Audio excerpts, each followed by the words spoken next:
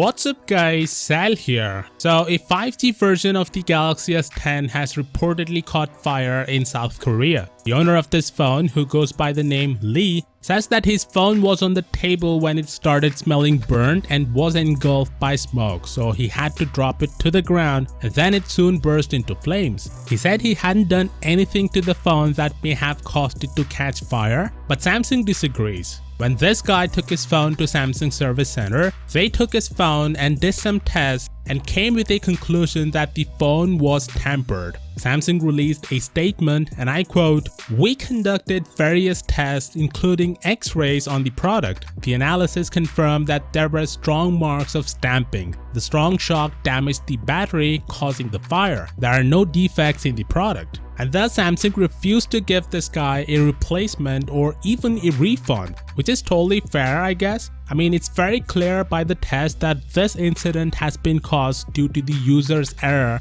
as there is evidence of physical damage prior to it catching fire. This guy is saying he didn't do anything to the phone and it caught fire on its own. But the test proves otherwise. Clearly someone is lying, and I guess we all know who that is. I'd rather trust these tests than take something or someone at face value. By the way, we heard a similar incident last year with the Galaxy Note 9 as well. Turned out it was indeed an isolated incident at worst or a made-up story at best, as we have heard absolutely nothing about it since then. But in this case, we clearly have evidence pointing out that there were strong marks of stamping on the device prior to the incident. Listen, the thing about lithium battery is that even though they are safe, but with millions of consumers using it, failures are bound to happen. Doesn't matter which product it is or which brand it is or for whatever the reasons. Thankfully, the tech is mature enough that it's a very rare occurrence. Samsung had a horrible experience with the Galaxy Note 7 that led them to introduce the 8-point battery safety check that involves putting the batteries through extreme testing inside and out, followed by careful inspection by X-ray and the human eye, so that the Galaxy Note 7 debacle won't be repeated again. And thankfully, there's been practically nothing about any of Samsung flagship burning up in the last 2 years. The point is, even if you still want to believe this guy, take him for face value, just remember that this is an isolated incident at worst. The media is already overreacting, indicating that another Galaxy Note 7 debacle is coming, but I don't think there's any reason to worry unless it starts happening to more devices, which I'm sure with the 8-point battery safety check